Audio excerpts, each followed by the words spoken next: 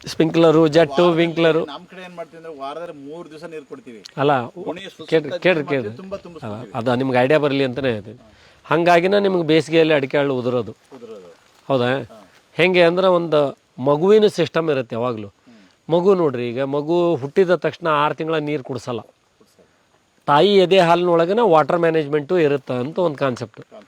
ಇಲ್ಲೂ ನಿಮ್ಗೆ ಅಡಿಕೆಗೆ ಏನೈತಿ, ಫ್ಲವರ್ ಸೀಸನ್ ಅನ್ನೋದು ಏನೈತಿ, ಮಳೆ ಮುಗಿದ ಮೇಲೆ ಬರೋದು ನಿಮ್ಗೆ. ನವಂಬರ್ಕಿನ ಫ್ಲವರ್ ಸೀಸನ್ ಸ್ಟಾರ್ಟ್ ಆಗುತ್ತೆ ಅಂದ್ರೆ ಮಳೆಗಾಲ ಮುಗ್ದೈತಿ, ಮಳೆ ಮುಗ್ದೈತಿ, ಫ್ಲವರ್ ಪಾಲಿನೇಷನ್ ಆಗ್ಬೇಕಲ್ಲ, ಮೇಲ್ ಫಿಮೇಲ್ ಫ್ಲವರ್ ಜನ್ರೇಟ್ ಆಗಕ್ಕೆ ನಿಮ್ಗೆ ಕ್ಯಾಲ್ಸಿಯಮ್ಮು, ಪೊಟ್ಯಾಷಿಯಮ್ಮು, ಮ್ಯಾಗ್ನೀಸಿಯಮ್ಮು ಬೇಕಾಗುತ್ತೆ. ಭೂಮಿ ಡ್ರೈ ಆದ್ಮೇಲೆ ಸಿಗುತ್ತೆ.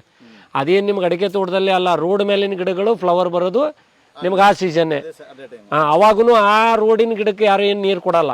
ಇಲ್ಲಿ ನಾವು ಕಮರ್ಷಿಯಲ್ ಮೈಂಡ್ ಇರೋದ್ರಿಂದ, ಫರ್ಟಿಲೈಸರ್ ಕೊಡ್ತಾ ಇರೋದ್ರಿಂದ, ಪ್ರಾಡಕ್ಟ್ಗಳನ್ನು ಕೊಡ್ತಾ ಇರೋದ್ರಿಂದ, ನಾವು ಮ್ಯಾನೇಜ್ಮೆಂಟ್ ಮಾಡ್ತಾ ಇರೋದ್ರಿಂದ, ಜೀವಾಮೃತ ಕೊಡ್ತಾ ಇರೋದ್ರಿಂದ ಸ್ವಲ್ಪ ಮೇಲ್ಮಟ್ಟದ್ದು 3 ಇಂಚಿನ ಮಣ್ಣು ಏನೈತಿ ವೆಟ್ ಆಗಬೇಕು ಅನ್ನೋ ಕಾರಣಕ್ಕೆ ಅದಕ್ಕೆ ಒಂದು ಚೂರು ನೀರು ಬೇಕು ನಿಮಗೆ.